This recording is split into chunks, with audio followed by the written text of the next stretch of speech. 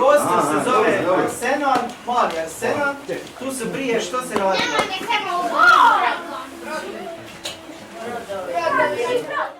Dubrovačka pomorska akademija Argosi udruga je koja okuplja zaljubljenike u more, pomorstvo, ali i povijest. Osnovali su je ljudi iz grada i uskoro će proslaviti prvi rođendan. Jedan od ciljeva udruge je razvoj pomorske kulture u Dubrovniku, koja je zbog turizma, koji je glavna gospodarska grana, u stagnaciji. Jedan od načina kako prenijeti tradiciju na mlađe su i radionice. Održalo ih se već nekoliko, a mi smo ih posjetili jučer. Evo kako je to izgledalo. S površine dole na dnu gdje je balon. I kad ga nađemo, što onda učinimo? A kako ćemo ga izvaditi? S čime ga moramo izvaditi? Sa rampinom. To je kao malo sidro jedno, kao kuka ovako. Nakon oku bacimo, zakućamo balon, salpamo ga i izvadimo naborku, ribu. Dubrovačka pomorska akademija Argos i osnovana je u 4. mjesecu prošle godine, evo sad će godinu dana.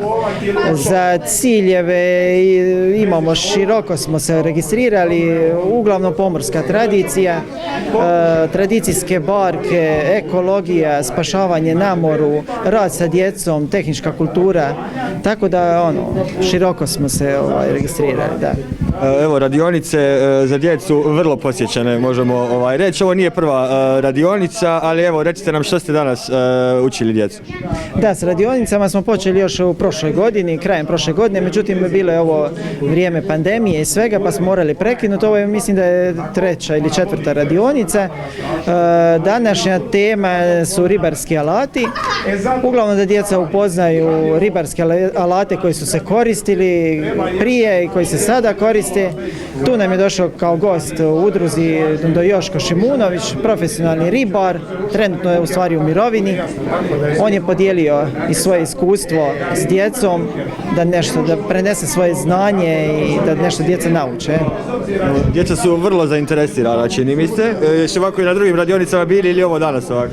Pa uglavnom su zainteresirani, zanimljivo im je, žele doći opet i svega ima godine, nisu važne. Evo, gledamo broj ograniči da ne bude nas previše, jer treba se s njima baviti, treba im se posvetiti, a kad im se posvetiš, oni ti uzvrate ljubavlju i potrebno da opet dođe.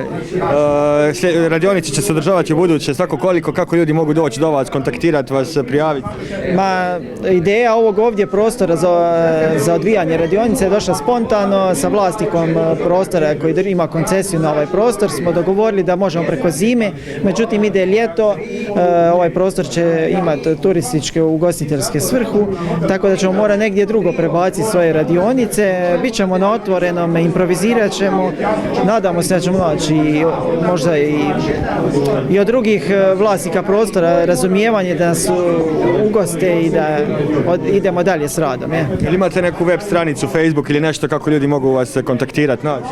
Pa evo, u izradi je web stranica, trebali bi je staviti u funkciju, međutim nemamo sredstava, još smo u tom nekom početnom osnivanju. Nadam se da ćemo ubrzo imati svoju web stranicu, Facebook, imamo zatvorenu nekakvu grupu, ali ćemo sad to širiti, zato što i nemamo veliki broj članova, to je sve skupa tek krenulo, imamo 20 članova, osnivača je 7, tako evo, mislim da će ići sve svojim tijekom, da. Pa evo, ja pozivam ljude koji možda imaju talenta, dar rada s djecom. Evo, ja sam nekako u udruzi zadužen za rad s djecom i tradicijsku brodogradnju. Ja pozivam stvarno ljude koji imaju osjećaja i snage talenta da nam pomognu, da evo dođu, daju ruke u svemu ovoj organizaciji, idejama i svemu, da zajedno radimo.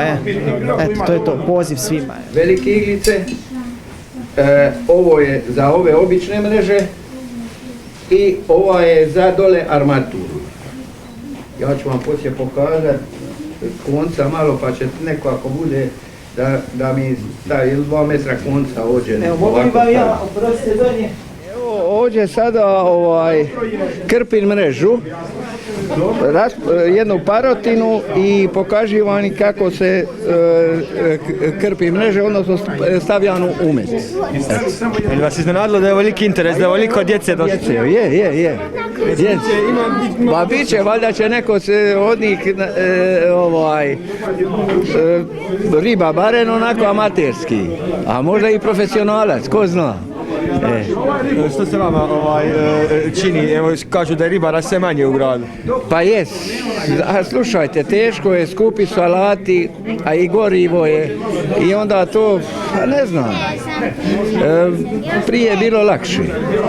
Mislim, lakše je bilo zato što bilo je više ribe, a sada ima dosta prometa po moru i onda riba bježi i vanka. Ima ribe, ali riba je vanka, nema je u kraju. I ovi kruzeri, ovo sa sidrima što se sidravaju, pogotovo ovdje, na primjer, nema tegera, nema planktona. Plankton je nestao zato što su uništili stanište, tu, pogotovo tu u Bočini. Što si danas naučio, zašto si tu došao? Danas ćemo učiti vezati udicu i učit ćemo ribat na štopove. Jesi prije ribo već? Da, I sviđa ti se to? da. Što si što danas tu vidio, što te posebno zanimljivo? Mreža. Što s mrežama? Evo Dundo Joško krpi, jel misliš da bi ti mogao jednog dana kod Dundo Joško ići u ribu?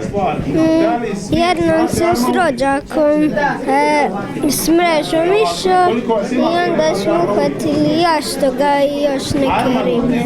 To je super. Ne sjećam se više. Znači ti već imaš iskustvo? Da. Što ste vi danas tu naučili, što ste sve vidjeli? Vidjeli smo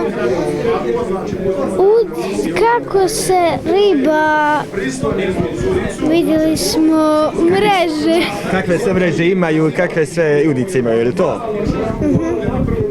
Imaju, mogu li vrste riba? Možeš, ajde.